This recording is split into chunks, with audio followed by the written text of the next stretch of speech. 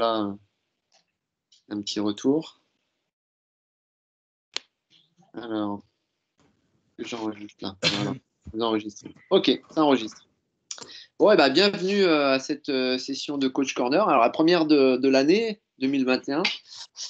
La 6e du nom, puisque ça fait un peu plus de. Ouais, ça fait 6-7 mois que l'aventure a commencé. Alors, une fois n'est pas coutume, on va parler cette fois-ci de wakeboard, hein, puisque les 5 premières sessions étaient plutôt axées sur le ski en général, un peu de prep mentale, etc. Et puis là, j'ai eu quelques demandes sur le wakeboard. Alors, je me suis dit, en contactant mes invités exceptionnels, qu'on allait parler de wakeboard. Donc, le thème du jour, ça va être comment est-ce qu'on organise un bon début en wakeboard? Et ça veut dire quoi déjà? Pourquoi les débuts d'un rider sont essentiels pour la suite de sa carrière, entre guillemets? Pourquoi c'est important d'avoir un bon départ pour quelqu'un qui arrive dans une structure, qui connaît rien? Pourquoi c'est donc important de prendre son temps lors d'une initiation, une première initiation? Comment est-ce qu'on s'y prend pour enseigner et accompagner un bon premier départ en câble ou derrière le bateau? Quelle sécurité on peut mettre en place pour ces premières séances? Et puis, bien entendu, quelles sont les astuces pour lancer un débutant sur la bonne trajectoire? Comment est-ce qu'on peut petit à petit l'emmener et le fidéliser pour aller plus loin qu'un simple tour de ski ou tour de wake ou tour de câble? Voilà. Alors, mes invités exceptionnels, ils sont deux ce soir. Il y a d'abord Xavier Garnier, qui est un collègue, puisque je travaille avec lui à la fédération, chargé de communication à la Fédé. Il se bouge beaucoup pour que nos disciplines soient connues. Donc, merci à lui. C'est un ancien champion de France, membre des équipes de France de wake en câble. Il a, comme vous, un BP. Il est membre et coach occasionnel de clubs comme le Cable Crew de Javelin et à mon contour et Poitou Schredding. Et il est juge 4 étoiles. Voilà, international donc. J'ai appris l'année dernière ce que c'était, je ne savais pas avant. Et puis on a en deuxième invité exceptionnel Hugo Charby, donc qui a été pro rider que les wakeboarders français connaissent bien, puisque ça fait un paquet d'années qu'il traîne ses combinaisons et ses boards sur les plans d'eau. Et puis ça fait aussi pas mal d'années maintenant qu'il est coach pour French Wake Camp. Et j'ai eu l'occasion de discuter avec toi, Hugo, l'année dernière pendant les Kids to King. C'était en septembre, je me souviens bien, si je me souviens bien. Et à cette occasion, on avait échangé un petit peu sur quel était le rôle d'un entraîneur, d'un éducateur, qu'est-ce qu'il pouvait apporter en câble. Et j'étais étonné pas vraiment étonné, mais disons que j'ai trouvé que tu avais une approche qui m'intéressait et qui était beaucoup plus proche de celle qu'on a derrière le bateau en général, et en ski nautique. Alors que jusqu'à maintenant, j'avais vraiment l'impression qu'en téléski, les riders étaient un petit peu livrés à eux-mêmes. Voilà. Alors, c'était mes connaissances peut-être de ma part, mais j'ai cru comprendre quand tu parlais, quand j'ai échangé avec toi, que c'était un peu le cas et que tu avais envie de changer les choses. Et tu m'avais proposé, le cas échéant, de faire une session Coach Corner un jour pour donner un peu ton point de vue là-dessus. Donc, avant de vous passer la parole à l'un et à l'autre, on va embrayer sur le premier sujet, sur la première partie de notre session. Et c'est surtout les pourquoi. Hein. Pourquoi est-ce qu'un début est essentiel et pourquoi c'est important finalement de prendre son temps avec ce jeune ou ce moins jeune qui arrive une première fois. Et là, je vais peut-être te laisser la parole, Hugo, puisque je me souviens que c'était un sujet sur lequel tu étais intarissable. Et puis avant de commencer, ouais, je vous l'ai pas dit, mais je vous souhaite à tous une très très bonne année. Vraiment. Et je nous souhaite de nous retrouver régulièrement sur ces sessions, voilà, tout au long de 2021. À toi, Hugo. Ok, donc ouais, pour moi, ce qui est important, c'est, voilà, on parle souvent, les clients, plus ou moins le client lambda du téléski, on l'appelle le gilet rouge. Effectivement, c'est ce que beaucoup de câbles aujourd'hui, parce qu'il y a beaucoup de câbles qui sont plus tenus et faits pour les riders, par les riders, c'est plus des business. Et ce qui m'ennuie, c'est que pour eux, le gilet rouge, c'est voilà, il faut brasser. Mais brasser, au final, sans fidéliser, bah, il n'y a pas d'avenir là-dedans dans le truc.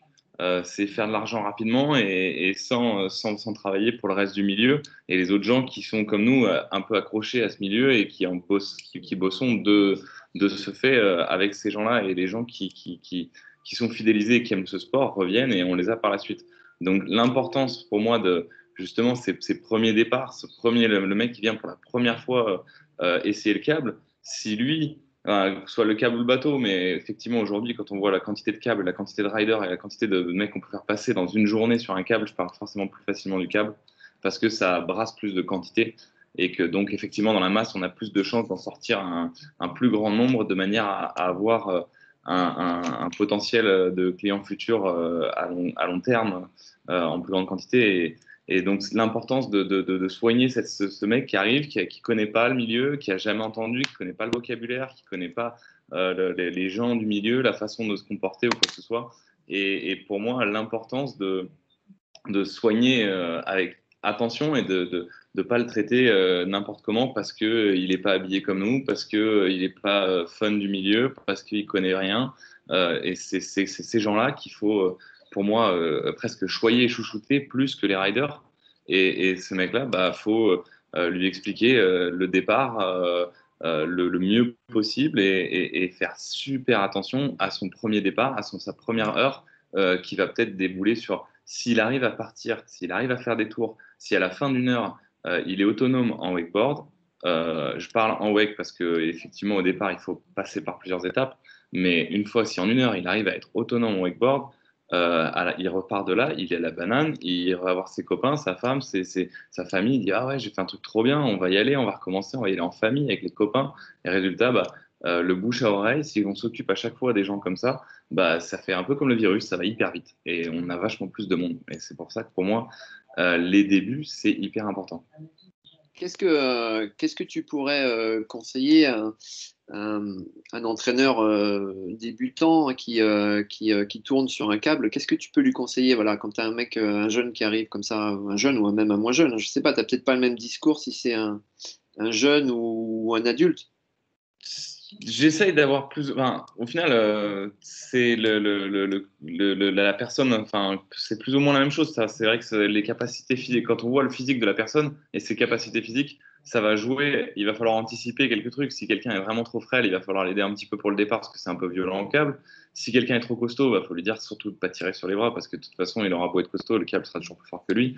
Mais après, ce qui est important, c'est de leur faire comprendre que c'est pas parce qu'ils arrivent au câble que tout le monde fait du wake qu'il faut absolument, dès le départ, prendre un wake et faire comme tout le monde. Ça, c'est voué à l'échec. Et les mecs qui se disent, qui prennent pas le temps d'expliquer à la personne que bah, c'est la première fois, il connaît pas le sport, il n'a pas spécialement de passif, surtout s'il n'a pas de passif en sport de glisse, qu'il soit du skateboard, du snowboard, un sport avec écrit planche en dessous, et de manière à glisser les pieds de travers, déjà, il faut commencer par la base. On le met sur un e-board, on apprend à apprivoiser l'attraction du départ, l'attraction sur l'eau et les virages accroupi. Et une fois qu'on a réussi à faire un tour, magique, très bien, un tour, il ne s'agit pas de faire plus. Et une fois qu'on a fait un tour, on zappe, on change de support, on passe sur les skis. Effectivement, c'est plus facile d'aller tout droit avec le buste devant et de ne pas se mettre de côté.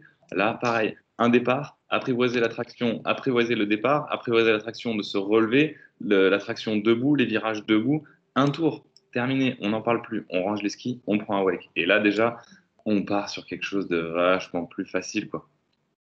C'est marrant parce que je rebondis sur ce que tu viens de dire là à propos après le premier tour, tu dis il ne faut pas hésiter à la rigueur, un mec qui vient pour faire du wake, à le mettre aussi sur une paire de billes, une paire Oui. de skis classiques quoi. Mhm. C'est pas commun comme approche, ça, parce que les gens ont plutôt tendance à. Ah oui, ils veulent brûler les étapes. Malheureusement, s'ils ont aucun passif de faire du snowboard ou un sport de côté, avoir la bonne position, arriver à fermer ses hanches et à juste essayer de se débarrasser de la tension, ça va être une galère sans nom. Alors, et déjà, il faut apprendre, il faut tenir debout. Donc la première chose, c'est debout tout droit. Il y a rien à, enfin, non pas qu'il n'y a rien à faire avec le ski nautique qui est pas beaucoup plus facile, mais quoi que le biscuit standard, ça reste quand même plus ou moins simple. Et à partir du moment où il a compris qu'il fallait pas tirer sur les bras, qu'il fallait appuyer sur la corde et qu'il fallait prendre son temps pour se relever et qu'il fallait respirer, une fois qu'on est là, on est bon, on a déjà gagné 80% pour moi. Une fois qu'il a compris ça, on a 80% du travail qui est fait entre l'apprentissage du virage en e-board, c'est-à-dire apprendre à s'écarter, comprendre qu'il faut aller chercher la bouée, qu'il faut tourner autour de la bouée et qu'ensuite il faut aller à la poulie d'après et chercher l'autre bouée. Déjà, il a compris les virages. Après, une fois qu'il a compris comment garder les bras tendus, appuyer sur la corde et se relever tranquillement et tenir debout, là déjà, après, on passe sur la même chose de côté et on gère l'attraction, on pousse l'attraction sur le côté. D'accord.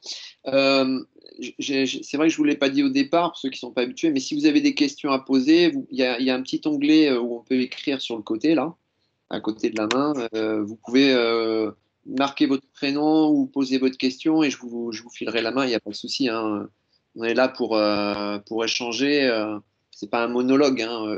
C'est Ouais. pas Thibaut qui va parler toute l'heure, hein. Ouais, non, non, vous pouvez poser des questions. Après, si j'ai juste deux petites choses à rajouter, enfin, ouais, enfin, sinon, c'est plutôt si vous avez des questions pour comment faire en sorte que les départs, euh, que vous ayez 90, 95, voire 99% de réussite au départ WEC au téléski, je suis complètement open. C'était mon but à chaque fois, chaque endroit où j'ai travaillé sur des câbles. Mon but, c'est d'arriver à un taux de réussite de plus de 90-95% pour que tout le monde arrive à glisser et prenne du plaisir. Et c'est enfin, pour moi, c'est hyper important, quoi. Eh ben justement, Hugo, comment tu fais alors? Bah, Pour déjà, avoir... donc, j'ai expliqué l'histoire du e-board et du ski. Si vous voulez, je vous explique. Bon, un e-board, de toute façon, le départ, c'est le plus en boule possible, les coudes sur la mousse noire devant les genoux, posés sur la planche. On reste en boule le plus accroupi possible. Plus on est en boule, plus c'est facile. Et pour se déplacer, en fait, sous le câble, bien expliquer au gars que c'est pas le simple fait de se pencher sur le côté qui va l'aider, mais c'est de déplacer la corde. Toujours, c'est cette traction qui va faire beaucoup de différences avec beaucoup de choses. C'est je déplace la corde et ensuite seulement je peux me pendre à l'extérieur. Et on en revient au ski nautique. Moi, j'ai appris avec des skieurs nautiques la tension dans le bras extérieur et qui transmet la force dans la planche, dans la carre et qui aide le skieur à se déplacer sur le côté. Pareil en ski nautique. Après, ouais. Excuse-moi, Hugo. Est-ce que ça, c'est un truc que tu tiens après dans le temps quand tu enseignes à des riders de plus haut niveau qui vont commencer à prendre des modules, à faire des choses plus compliquées? Est-ce que ça, c'est un geste, enfin, c'est un élément de base que tu vas conserver tout au long après de la carrière du type? Ah, c'est un élément de base que j'ai trouvé je dirais que ça fait 4-5 ans que je bosse avec ça et que j'ai compris dans mon travail que de savoir placer son palonnier au bon endroit et de savoir utiliser la tension pour transmettre la force, c'était essentiel. Et que ça donne un taux de réussite qui est bien meilleur que 1000 autres choses. D'accord. J'ai une question pour Xavier. Xavier, toi, quand tu es Juste avant, je arrivé crois qu'il y sur... avait une main levée. Je ne sais pas si tu Ah, l'as vu. pardon. Non, j'ai pas vu. Alors attends, je regarde parce que j'ai pas tous les trucs. Là, Après, j'avais pas compris ça. ouais, c'est pas grave. C'est parce que moi ici, je suis ravitaillé par les corbeaux. Ça va très lentement Internet, donc dès que je Moi change. aussi. Alors, Monsieur Bignon, il a une Salut question. Christophe, ça va? Bonne Ouais, année. bonjour à tout le monde. Bah Alors, oui, vas-y. effectivement, moi j'étais assez. Ça va? Ouais, super. Vas-y, tu peux poser ta Bon. question.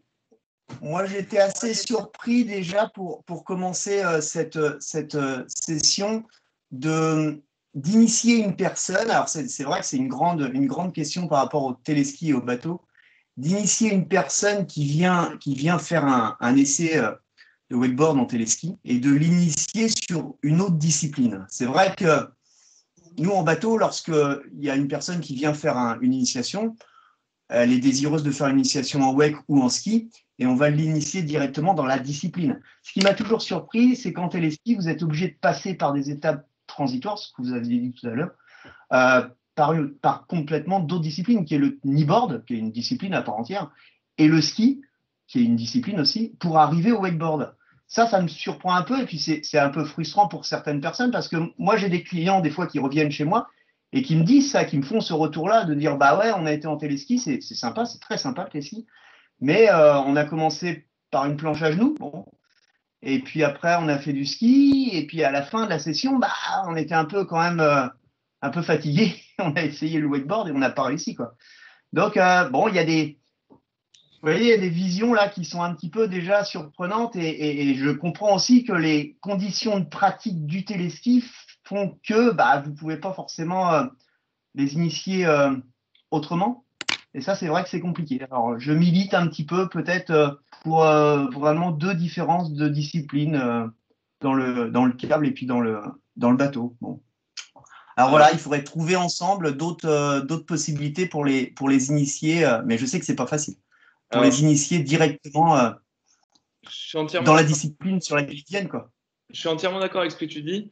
La grosse différence, en fait, c'est que en bateau, tu es au cas par cas, c'est-à-dire que c'est une personne à la fois, et donc tu peux adapter la vitesse du bateau et le départ à chaque skieur. C'est ça, Et c'est en ça. câble, malheureusement, c'est assez, comme les gens sont nombreux, C'est pas et qu'en plus possible. de ça, tu as des groupes, tu es Mm. obligé d'enchaîner, et il faut que les gens arrivent à glisser un minimum. Et si tu les mets au départ de 0 à 30 km/h sur un wake, le taux de réussite, il est vraiment minime. Alors que si tu leur apprends à apprivoiser justement cette traction forte d'un coup au départ avec d'autres supports, parce que c'est des disciplines différentes, mais c'est simplement des supports différents. On reste sur la même discipline qui est le téléski nautique et l'attraction du ski nautique, mais c'est des supports. C'est simplement d'apprendre Ah, à marcher à quatre pattes, ouais, d'apprendre à marcher debout et d'apprendre à courir avant de pouvoir sauter. c'est peut-être pas complètement identique. Je pousse ma réflexion un petit peu plus loin et peut-être effectivement que pour un apprentissage plus simple, le bipoulis est un bon outil à la rigueur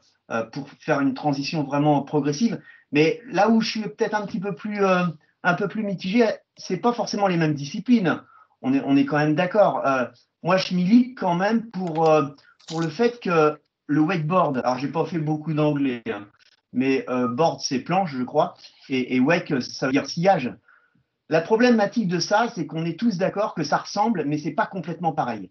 Et on est en train, là, progressivement, c'est ce qui me gêne un petit peu, c'est de mettre dans la tête des gens, la tête du grand public, que au fond, c'est pareil, et le téléski, c'est une forme d'évolution du ski nautique. Et pour moi, le câble, c'est du câble, c'est du câbleboard, il n'y a pas de sillage, donc on ne peut pas appeler ça wakeboard. Et le wakeboard, malheureusement, c'est une discipline avec un bateau parce qu'on utilise le sillage. Alors c'est peut-être assez simpliste de dire ça tout de suite, hein, mais ça a des grandes conséquences. C'est-à-dire qu'aujourd'hui, je commence à voir, moi, des clients qui commencent à dire le bateau c'est fini.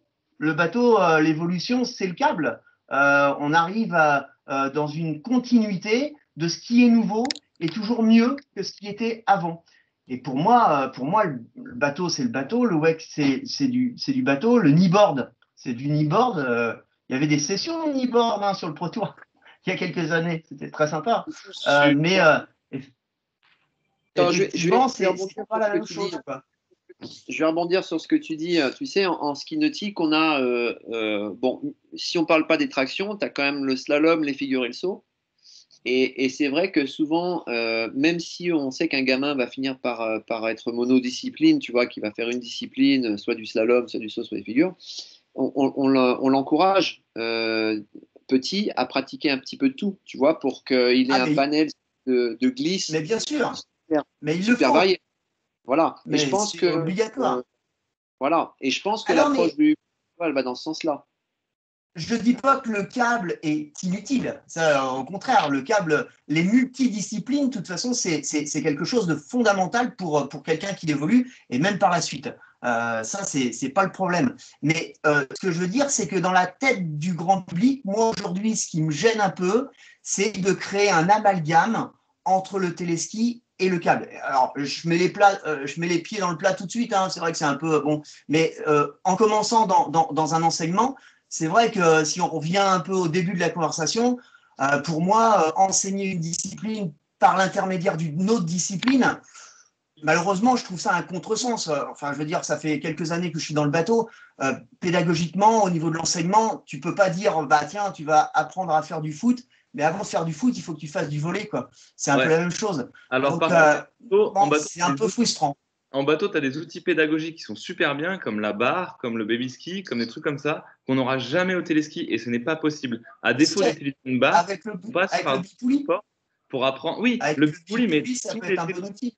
tous les téléskis n'ont pas de bipouli, malheureusement. Ah oui, je suis d'accord, c'est un problème. Après, il y a des problèmes financiers, je suis d'accord avec toi. Ah ouais, bah, bien sûr. Une barre, ça vaut 300 €, un bipoulis, ça vaut 50 000. Ouais, non, mais je suis d'accord. Mais Ça, c'est vrai. Mais bon, mais je te rejoins, je suis ancien rider bateau, j'ai ridé bateau pendant 15 ans, j'adorais ça. Et aujourd'hui, je suis triste de voir que je peux plus rider en bateau parce que pour trouver un bateau, un pilote et un lac en France, c'est juste pas possible. Et aujourd'hui, quand je parle de bateau, c'est un bateau qui vaut 300 000 €. Donc, c'est-à-dire que personne n'en a. Je suis d'accord avec toi. Et donc, malheureusement, à cause du prix des bateaux, de l'essence, du manque de pilotes, de tout ce que tu veux, le wake bateau aujourd'hui en France, c'est très compliqué. Moi, pourtant, je coach les riders bateaux en équipe de France aujourd'hui. Et les pauvres, ils s'entraînent beaucoup au téléski. Et c'est beaucoup de riders téléski qu'on récupère au bateau, tellement les disciplines sont similaires, ça les fait progresser de faire du câble pour le bateau et de faire du bateau pour le câble.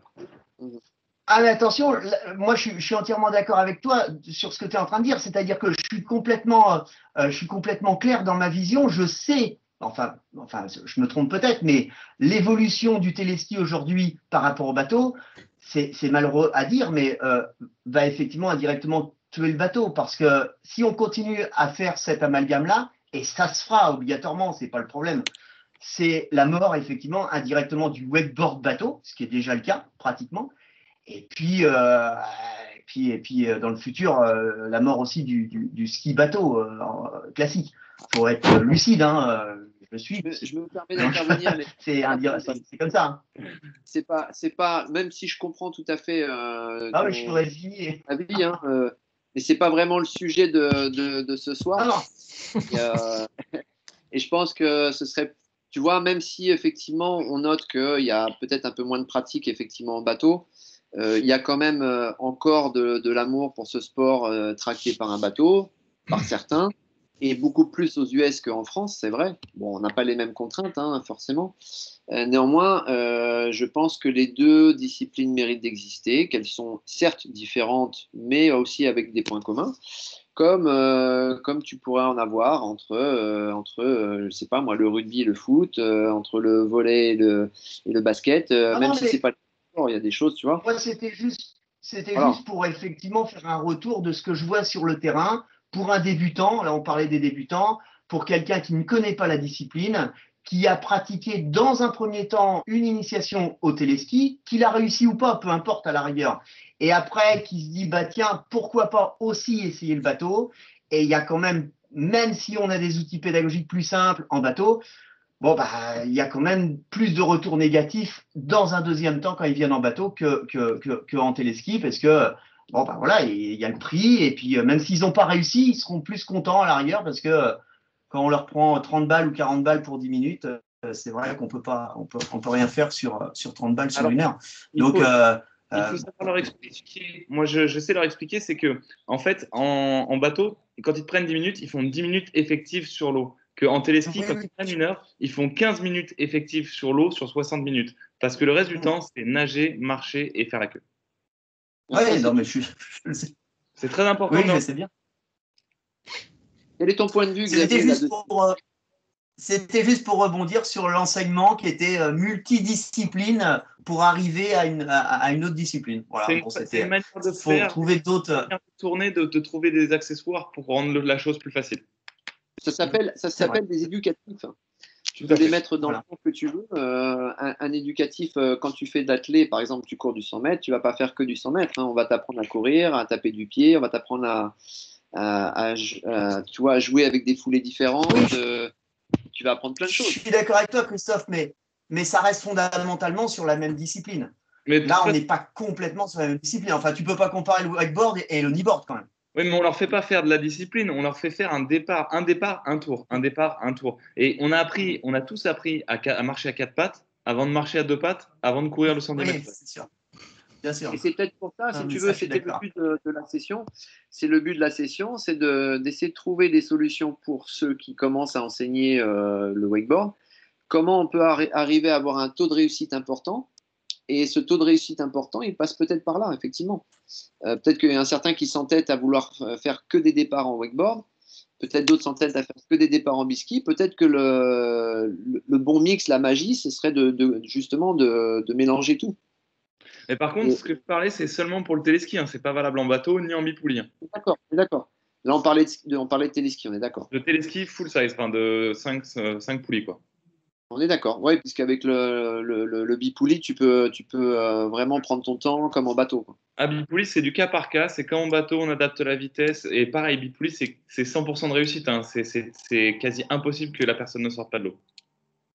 Quel est ton avis, toi, Xavier, là-dessus, par rapport à la première approche, quand quelqu'un arrive sur une structure, qu'est-ce qui te semble important à toi, le plus important à tes yeux? Ben, moi, je voulais partager déjà avec vous quelques constats. J'ai pris des petites notes et je vais parler plus du câble parce que je connais quand même vachement plus le câble que le bateau. Et j'avais noté deux, trois trucs. Je voulais, je pense, il y a deux, trois choses qui sont importantes. C'est que sur le câble, j'ai noté là, avec quelques années de pratique et de travail sur différents câbles en France, mais aussi un petit peu en Allemagne. Un fort turnover, c'est-à-dire je vois des gars ou des filles qui arrivent, qui sont passionnés, ils vont acheter leurs planches le soir même, ils vont se prendre à fond, ils vont regarder les tutos, ils vont aller regarder les vidéos, etc. Ça va durer une saison, deux saisons, trois, quatre grand maximum, et au bout de trois saisons, ils commencent à être un peu saoulés, ils vont voir ailleurs, ils vont pas prendre leur forfait saison, la quatrième saison. Ils vont aller faire de l'escalade, ils vont aller faire du crossfit, ils vont aller faire un autre sport un peu tendance comme ça. Et en fait, c'est vraiment quelque chose que là, j'ai remarqué avec les associations qu'il y a sur les câbles ou même les forfaits saison. Il y a un gros, gros turnover. Et ça, je pense que il y a un gros travail à faire là-dessus, mais je voulais déjà partager deux, trois constats avec vous comme celui-là. Un autre, c'était qu'il y avait beaucoup de blessures, des blessures bêtes et faciles et sur des mini tricks bêtement, juste parce que les personnes n'ont pas encore les bons réflexes ou les bonnes positions. Et ça, je l'ai vu beaucoup aussi sur les câbles. Un petit excès de confiance parce que ça y est, on croit qu'on met un 3-6 et qu'on a la bonne façon de le faire et on se mange une carfonte ou une carbac ou alors on a la cheville qui tourne un peu et puis voilà, la saison elle est finie et pareil l'année d'après bah, on est un peu moins motivé, on va plutôt aller faire de l'escalade ou du crossfit parce que c'est moins dangereux ou on progresse plus vite.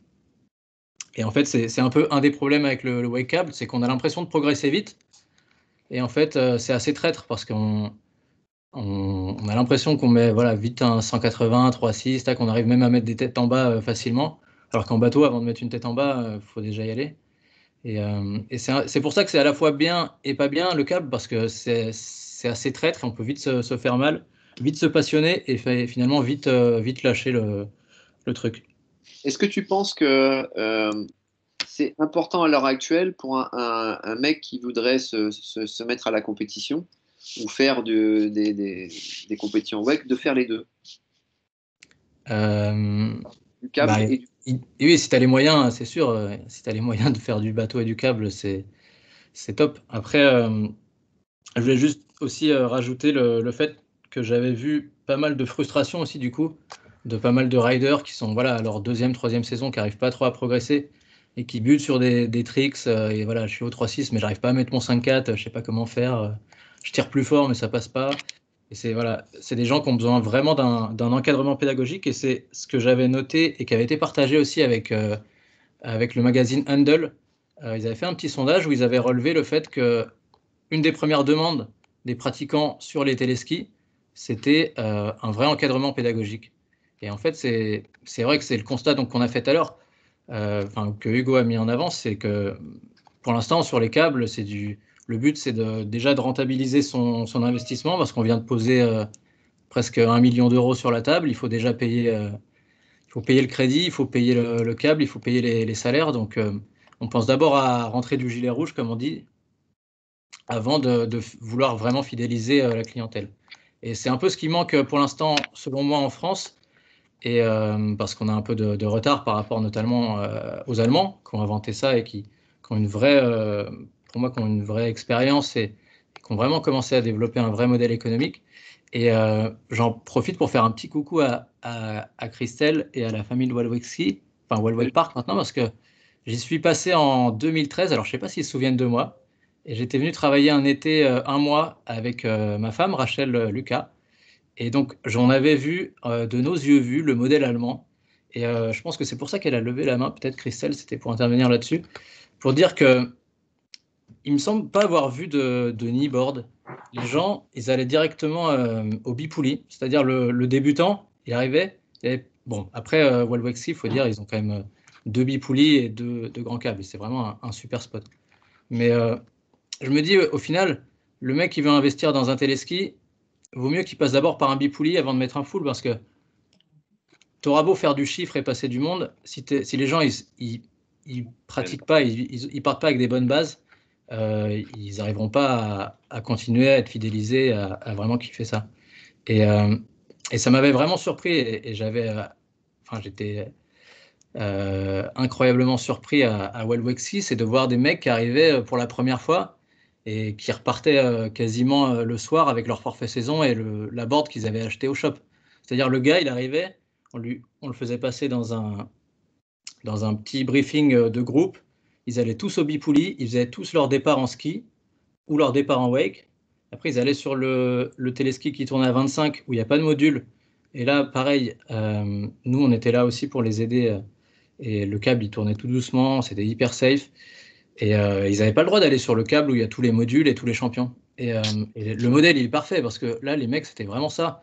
Tu voyais des gars qui arrivaient à la fin de la journée, ils avaient vraiment accroché et ils étaient prêts à passer à la caisse le soir même, acheter le forfait saison à 600 ou 700 balles et la planche, le pack à 1000 balles, quoi, parce qu'ils avaient accroché. Et est-ce que peut-être on pourrait écouter un peu Stéphane et Christelle là-dessus?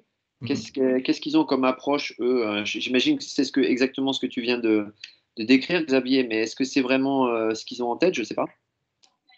Ouais, alors d'abord, merci beaucoup, Xavier. Et bien sûr qu'on se souvient bien de toi et de Rachel. Et on parlait justement de toi aujourd'hui avec Steph. Et merci pour notre petite pub. C'est exactement comme ça qu'on procède. Et ouais, pour nous, ça a toujours été important, en fait, la priorité. On a commencé avec un grand téléski, un 5 poulies.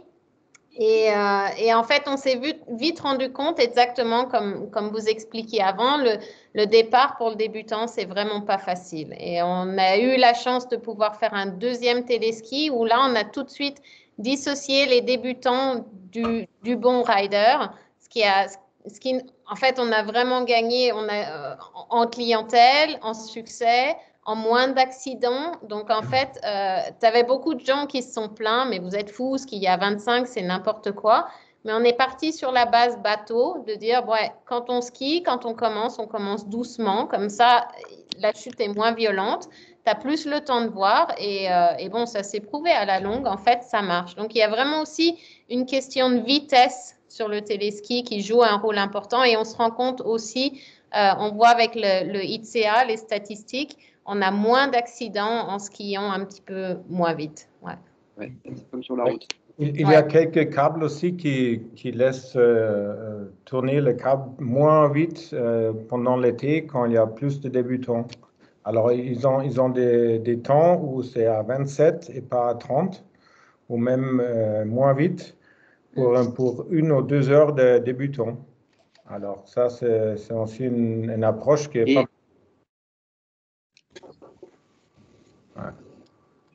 Ouais. Et qu'est-ce que donc sur l'étape suivante, alors comment est-ce qu'on s'y prend du coup soit derrière le bateau? Parce qu'il y a des gens qui vont regarder l'enregistrement, qui ont besoin un peu d'input alors pour les départs. Est-ce qu'il y a un truc magique ou est-ce que vous enseignez tous de la même manière? Ouais. Je sais pas, par exemple. Vas-y Christelle, toi au niveau de ce que vous faites. Ce qu'on fait surtout, c'est une information.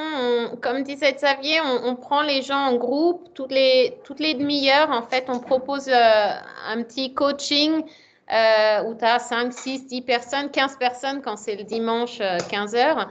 Et on leur fait une petite formation au sol avec règles de sécurité et techniques de base. Et tu as quand même plus de succès. Alors, il faut prendre du temps. Faut leur faire un peu en interactif. Alors, vas-y, dis-moi, qu'est-ce que j'ai dit avant? C'est quoi les bouées rouges? Tu vois, il faut un peu les activer. Mais en fait, on se rend compte qu'on a beaucoup plus de résultats, enfin, plus de gars qui partent sur l'eau rapidement. Ouais. Je pense que D'accord. je pense que vous avez raison justement, Hugo, de perdre un peu de temps au départ pour faire le départ assis, mais sur le sol, et de faire avec une corde, de leur montrer qu'il ne faut pas pousser sur les jambes, il ne faut pas tirer sur les bras, il faut respirer, il faut être détendu, il faut être souple. Et simplement de leur montrer que quand ils sont debout et qu'ils sont équilibrés, ils n'ont pas besoin de la corde pour se tenir debout, que la corde n'est pas là pour les aider à se tenir debout, mais qu'elle est simplement là pour les faire avancer, mais de leur faire comprendre toutes ces choses-là, qui sont appuyés autant sur le pied avant que sur le pied arrière. Une fois qu'ils ont compris ça déjà sur le sol, après déjà sur l'eau, c'est ce temps perdu de peut-être 5 minutes et gagner sur la journée derrière sur les départs du ponton. Enfin, pour moi, c'est tellement important de passer cette étape-là qui est cruciale de leur faire comprendre les choses. Et après, c'est vrai que le temps qu'on leur explique ça, on les envoie sur le ponton, ils partent, ils ont oublié les bouées, c'est sûr. C'est exactement ça, ouais. Ouais, on la connaît l'histoire par cœur. Et au niveau du matériel, comment ça se passe pour ces gens-là? Alors, vous adaptez complètement le matériel, je sais pas moi, la taille, des choses comme nous en ski, j'imagine? Ouais, alors nous, on prend beaucoup les Easy Up. Je ne sais pas si vous les connaissez, bien sûr, en France. Et bon, c'est vrai que c'est des portes, hein. Elles sont énormes.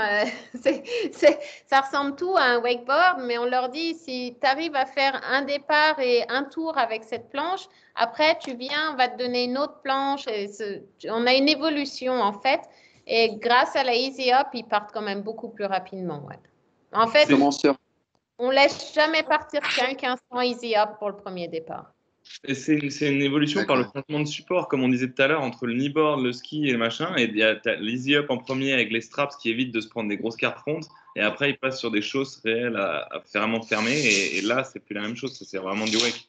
Ouais. Et c'est une question peut-être un peu bizarre, mais est-ce qu'on trouve ce genre de planche sur tous les cable parks ou pas à l'heure actuelle? Presque tous. Ouais. Donc c'est quelque chose qui est commun alors. De plus en plus. Hein. Moi, franchement, je connais pas beaucoup de câbles où il y en a pas. Et après, sauf en bipoulis où ils se permettent du coup d'utiliser direct des planches normales avec des bonnes choses, mais là, comme ils ont la possibilité de régler la vitesse, ils bloquent tout de suite dès que la personne est tombée. Et en général, ils se font pas mal, les gars. À la limite, surtout, il ne faut pas les straps en bipoulis parce que sinon, il passe son temps à chercher la planche alors que tu as juste besoin de lui ramener la corde. Et si le pilote en bipoulis fait attention, si c'est un bon pilote, comme en bateau, hein. Le pilote en bateau, tu vas être d'accord avec moi, Christophe, il fait 80% du taf. Hein. Si tu as un bon pilote et une bonne communication entre le pilote et le rider, mais alors il n'y a aucun problème. Il n'y a aucune chance que le rider ne sorte pas de l'eau et qu'il ne navigue pas. Ouais, tout à fait. Nous, on a une petite parenthèse aussi. En fait, ce que dit Hugo au départ, on a vraiment, c'était super et on était vraiment ravis d'entendre sa façon de voir parce que on voit exactement la même chose. Et quand on a des groupes, par exemple, un groupe d'enfants, on ne va pas les mettre sur un wakeboard tout de suite. Il y a 25 gamins à la fois, donc on ne peut pas. C'est pas gérable. Et c'est pour ça qu'ils vont commencer avec le kneeboard, qu'ils vont passer par le ski. Mais en plus, c'est éducatif et ils se marrent finalement au bout du compte. C'est une expérience. Donc, on ne voit pas ça comme un problème, mais comme une évolution. Et après, tu peux proposer des cours spécifiques. Bon, c'est facile quand tu as le de poulie, c'est cadeau.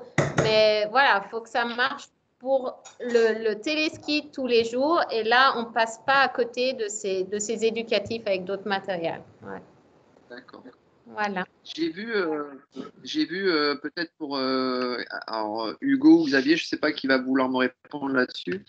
Quand je suis allé j'ai vu qu'il y avait parfois des gens qui partaient à deux, qui faisaient des initiations à deux. C'est fréquent, ça?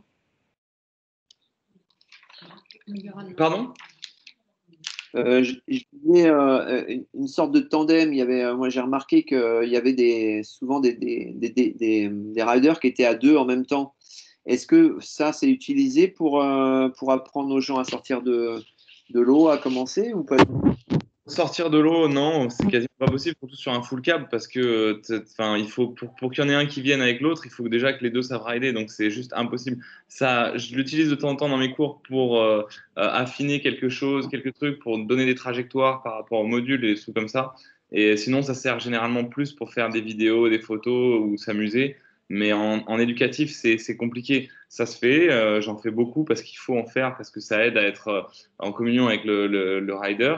Et ça lui, il est content qu'il y ait quelqu'un qui le regarde en permanence, presque comme quand on est dans le bateau et on est derrière le bateau et qu'il y a les gens dans le bateau qui te regardent. Et du coup, c'est vrai qu'en téléski, on a tellement d'autonomie et tellement d'indépendance qu'au final, quand on est à l'autre bout du lac, on sait que personne ne nous regarde. Et qu'au final, les riders, quand je les coach même qui sont en groupe, je les prends un par un et je vais faire une corde avec eux de manière à ce qu'ils voient que je les regarde, que je suis attentif à ce qu'ils font. Et en plus de ça, je leur donne des petites astuces qui peuvent leur changer la vie. Des fois, des astuces de visualisation pour des trajectoires, pour accéder à un module ou aller chercher un virage ou des choses comme ça. Mais c'est quand même compliqué à mettre en place tout le temps. Christophe, pardon. En câble, on appelle ça plutôt la doublette et pas le tandem, mais ça c'est juste le vocabulaire. Mais c'est vrai qu'on pourrait se dire que ça peut être utilisé pour montrer des figures, et puis, enfin, qu'on ait par exemple le coach et l'élève, et puis que le coach fait une figure et l'élève regarde, mais à la limite, moi je trouve que c'est pas forcément la meilleure méthode.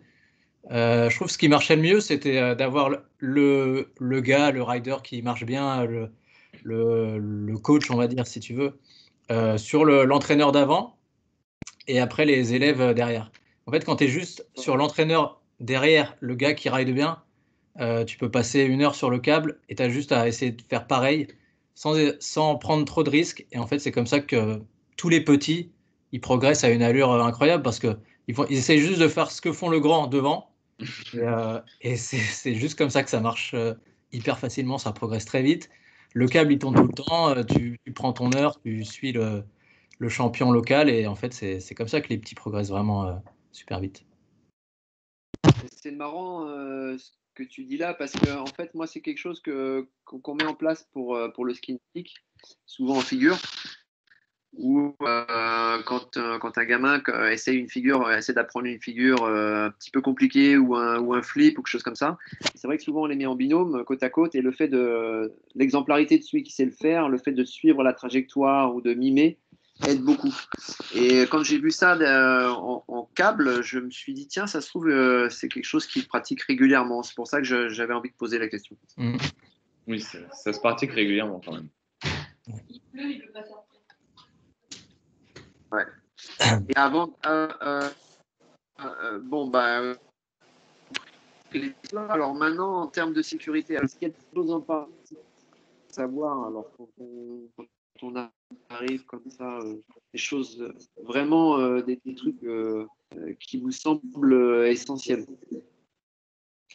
Alors déjà, moi, la première chose que j'aimerais me dire, c'est que les riders, là, comme tu disais, Xavier, tout à l'heure, qui se blessent assez rapidement parce que d'un coup, ils se sentent pousser des ailes et machin, souvent, c'est les gars qui débutent, effectivement, et donc, qui ont une demi-saison et qui commencent à se chauffer un peu. Et malheureusement, c'est des gens qui n'ont pas acheté leur matos, qui rident encore avec les chausses rentales du câble, qui ont eu 36 000 pieds dedans, qui sont rincés complets. Et du coup, au résultat, ils vont au casse-pipe en se disant c'est bon, c'est de l'eau, je crains rien, mais de l'eau à 30 km/h. Au final, les articulations et le matos, ça a une importance quand même. Enfin, voilà, avoir des bonnes chaussures, à un moment donné, les mecs qui courent à pied, ils mettent des bonnes chaussures. C'est pas pour rien. Et ça fait partie des bases. Et après, pour le reste de la sécurité, j'en veux à pas mal d'opérateurs. Aujourd'hui, je passe mon temps à vadrouiller de câble en câble. Hein. Je n'ai pas de câble fixe, donc je coach partout et je fais plein de câbles. Et de voir tous les opérateurs qui sont sur Instagram à mettre des stories Instagram pendant qu'ils pilotent, ça, c'est un truc que je ne comprends pas. Comment on peut faire une story Instagram alors qu'on a 30 personnes sur le ponton, qu'il y en a 10 qui tournent sur l'eau en même temps, qu'il y a des palonniers, qu'il y a des poulies, des machins. Enfin, moi, je suis outré. Je ne peux plus voir ça. Et du coup, résultat, bah oui, on a des accidents. Oui, il y a des mecs qui se rentrent dedans parce que l'opérateur n'a pas vu le truc, il n'a pas appuyé sur le bouton rouge au bon moment, il n'a pas fait gaffe que son rider, bah ouais, il essaie d'envoyer des flips sur le gros kicker avec des chausses en papier carton. Enfin, Moi, toutes ces choses-là, je comprends pas. C'est intéressant ce que tu dis, parce que ça, c'est vrai que ça me paraît aussi important. C'est comme si tu disais qu'un pilote bateau était sur son téléphone en même temps qu'il tractait quelqu'un, quoi. Ah non, mais c'est du vécu, hein. On me l'a déjà fait en bipoulie. On me dit, ouais, je t'arrête la corde. Il l'a pas arrêté, ça m'a arraché une épaule. Pour moi, il a arrêté la corde. Il me dit, ah non, mais pardon, je discutais. Je dis, mais tu es en bateau, tu discutes, tu lui passes dessus avec l'hélice, on fait quoi? Et il n'y a pas, Xavier, il n'y a pas un moyen je ne sais pas, est-ce que les gens sont formés à ça ou est-ce qu'il y a un moyen de vérifier qu'ils soient leur poste? Ça, parce que tu l'as souvent. J'ai pas très bien compris, pardon. Ça coupe un peu. Ah. Non, mais je disais pour aller dans le sens de Hugo et qui me semble essentiel.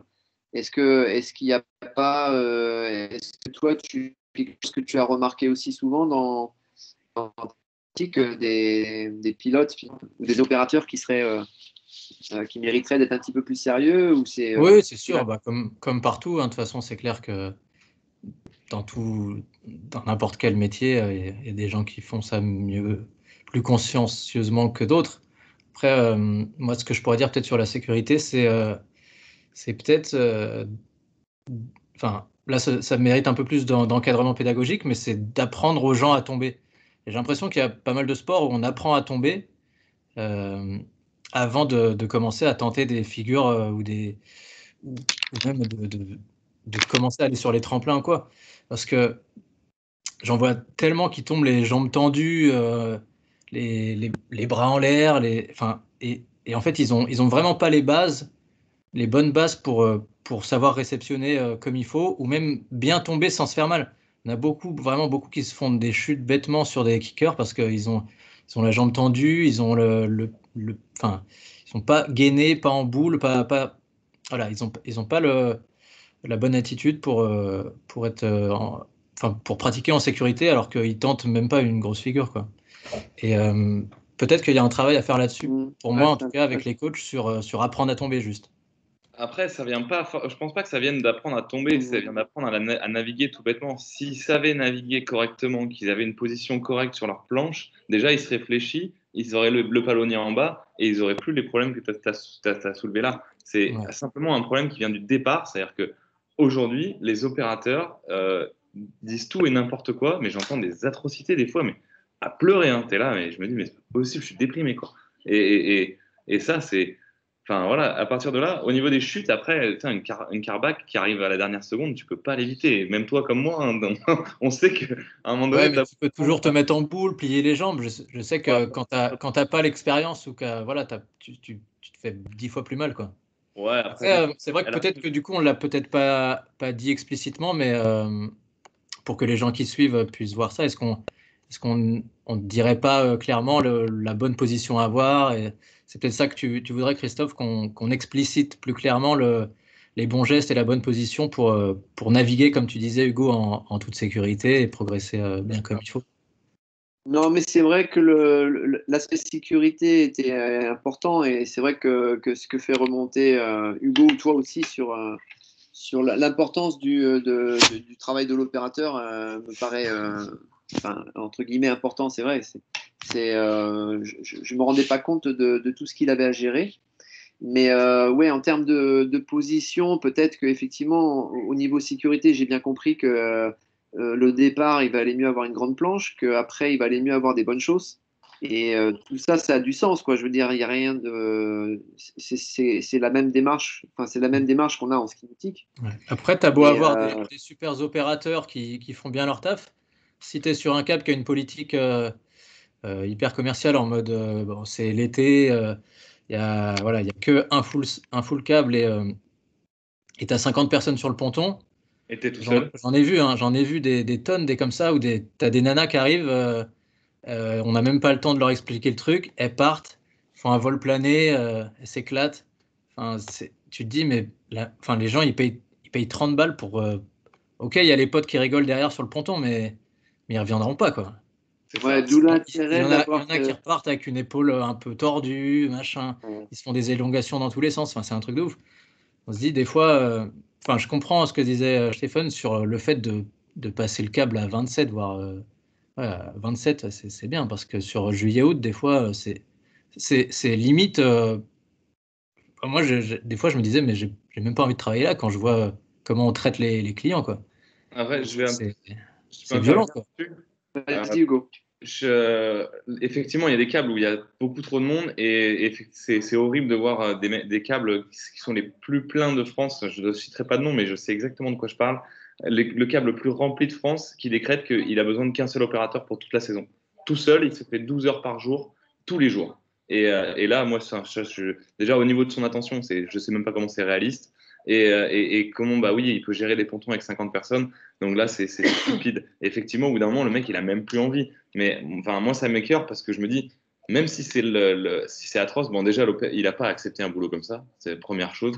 Et après, bah, s'il l'accepte, tu l'as accepté, tu le fais, mais tu le fais bien jusqu'au bout. Donc, si tu dois perdre 4 entraîneurs et laisser passer 4 entraîneurs vides, même si ton ponton il est blindé, explique quand même à cette personne comment partir, comment s'en sortir et comment arriver à pas, justement pas se faire mal. Et déjà aussi, dans le même câble, hein, je parle du même endroit, donc l'endroit le plus blindé, les mecs, ils arrivent pour le premier cours, c'est bon, pour commencer, prenez un e-board, prenez un casque pour ceux qui veulent prendre le tremplin en e-board. C'est là, non mais on va où? C'est quoi la sécurité là? Non, on a un e-board, on met un casque, mais c'est simplement pour éviter les palonniers, les gens qui t'arrivent dessus, et tu vas sur un module, mais tu lâches la corde. C'est la première chose. Mais là, des fois, mais c'est n'importe quoi.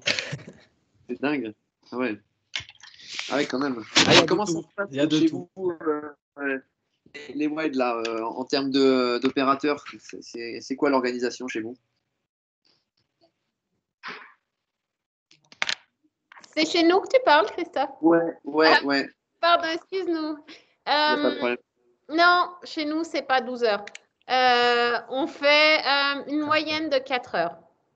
Quand ils ont travaillé 4 heures, ils ont une pause de 1 heure, de 2 heures. Et puis, on essaye de les changer de téléski pour essayer de voir d'autres personnes aussi. Tu vois, quand tu t'occupes de débutants pendant 4 heures, tu en as vraiment marre. Et tu as vraiment besoin d'un break. Et donc, ouais, 4 heures, c'est bien. C'est une bonne moyenne.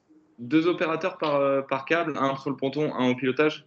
Dans le câble 1, donc c'est celui où tu as les pro riders et des modules, tu mets un gars.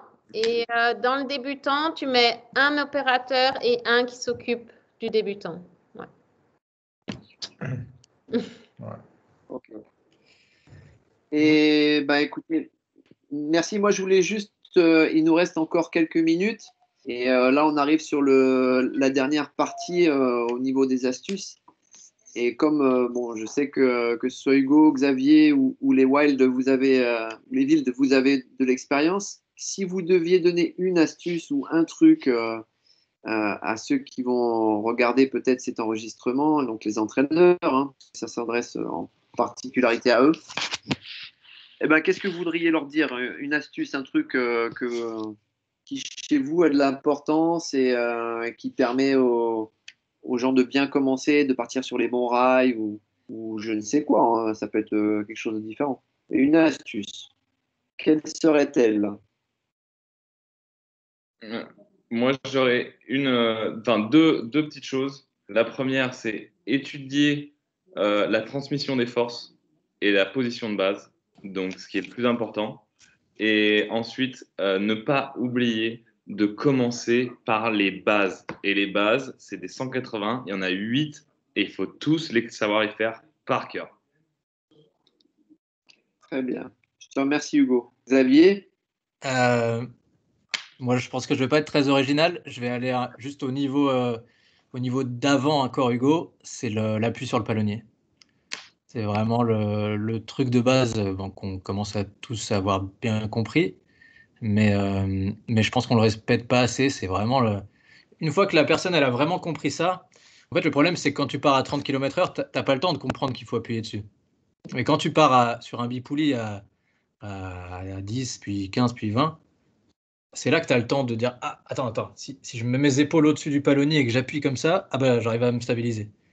Et pour moi, c'est le seul truc. Parce que dans n'importe quelle figure, quand tu vas avoir besoin de progresser, c'est avec l'appui sur le palonnier que tu vas réussir à passer au niveau supérieur. Et en fait, Ouais, moi, ce serait le seul conseil, c'est penser tout le temps à l'appui sur le palonnier. Mais Peu importe la figure que tu es en train de faire. ça rejoint la transmission des forces. C'est exactement ça. C'est dedans. Ouais. Ok, super. Et Christelle ou Stéphane, vous avez quelque chose à nous balancer là? Vous n'avez pas gardé tout pour l'Allemagne, ça. Vous allez nous donner un petit peu. On partage avec grand plaisir. Non, on rejoint Xavier. L'appui sur le palonnier, c'est vraiment primordial et on a un peu tendance à l'oublier. Et comme dit Hugo, en fait, c'est travailler, c'est les forces. Mais voilà, quand tu as un client qui arrive la première fois, voilà, tu veux faire aussi, tu veux être rapide, enfin, c'est pas évident. Mais on le voit quand tu dis à quelqu'un au départ, appuie bien sur ton palonnier, tu es sûr qu'il se lève, quoi, en fait. Donc, ouais. Et quand vous voulez, welcome en Allemagne, hein, les garçons. Avec plaisir. Always welcome. Ah, bah, merci beaucoup. Super, bah, merci à tous. Ça fait 1h15 qu'on a commencé. Le temps passe vite, trop vite, parce que j'aurais bien encore posé pas mal de questions, mais on est contraint de respecter un certain cadre, donc on se reverra pour une prochaine. Merci à ceux qui ont assisté à la session aujourd'hui. Mille merci à Hugo et Xavier qui m'ont fait l'honneur de m'accompagner sur cette session et puis d'animer tout ce truc-là. Et puis, bah, merci à ceux qui sont venus partager ce moment avec nous, à ceux qui nous regarderont.